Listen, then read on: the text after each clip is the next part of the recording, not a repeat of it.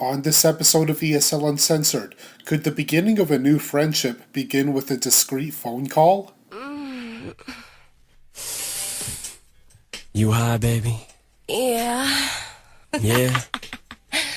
Talk to me. You want me to tell you something? Uh-huh. I know what you want to hear.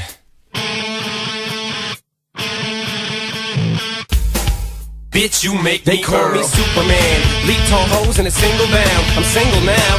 Got no ring on his finger now. I never let another chick bring me down in a relationship. Save it, bitch. Babysit. You make me sick. Superman ain't saving shit. Girl, you can jump on Shady's dick. Hello everyone, welcome to another episode of ESL Uncensored. So, what could this phone call between Donald Trump and Tsai Ing-wen mean for the future of US-Taiwan relations? And could Donald Trump actually be the first American president to completely abolish the One China policy? As AC/DC would put it, she was a fast machine, she kept her motor clean, she's the best damn woman Trump's ever seen, she's got them slightless eyes, telling Trump no lies, knocking him out with them Taiwanese thighs. I think Trump's wife might actually file for divorce if the relationship between the two presidents is too discreet. It's no secret that Trump has a history of sensitive spot touching. But anyway, it's been said that Trump was the first president or president-elect to have direct contact with the Taiwan president since 1979. But how true is it? How do you know that President Obama never had any Skype calls with Ma Ying-jeou, or that George W. Bush never had MSN video chat with Chen Shui-bian? We'd never know if they did or not. Personally, I'd say that the discreet phone call between Trump and Tsai Ing-wen was really nothing for China to take all that seriously.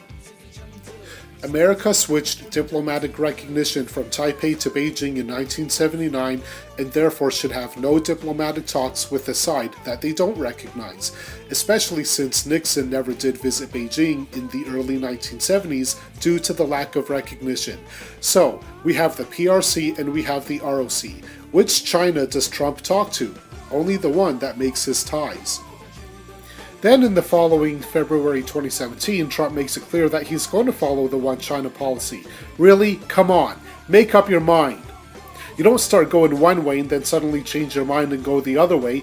It's almost like you reveal your true policy 12 hours later. Look. In porno, we call this the money shot. You don't have two corrupt politicians, one from Taipei, one from Beijing, going at it at a 5-star hotel in Singapore, and then, right before they finish, you cut to black and say, oh, don't worry, 12 hours later they came all over each other? No! You want them all over close-up, all over his face. The end. Bam! As a politician, you should come clean with your true intentions at the very beginning, not just say one thing and do another.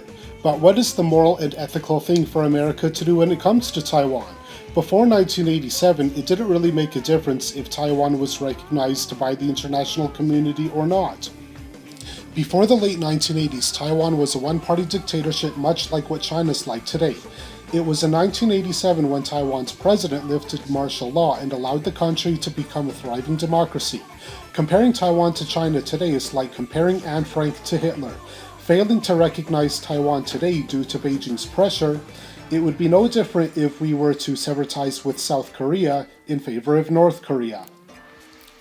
Imagine if America severed diplomatic ties with France and Britain in favor of Nazi Germany. Better yet, if we were to downgrade our relations with Israel in favor of countries that oppress them. It just wouldn't be ethical. How offended would most Americans be if we were to say that New York belongs to bin Laden? Taiwan's people see Beijing no differently. America is a country which bases itself upon the democratic moral values that are taught in their textbooks. It would only make sense for America to make a decision whether or not to recognize Taiwan based on their moral and ethical values. So, what do you all think? Should a dual recognition policy for both Taipei and Beijing by every Western country happen? Leave your comments and questions below. See you next time.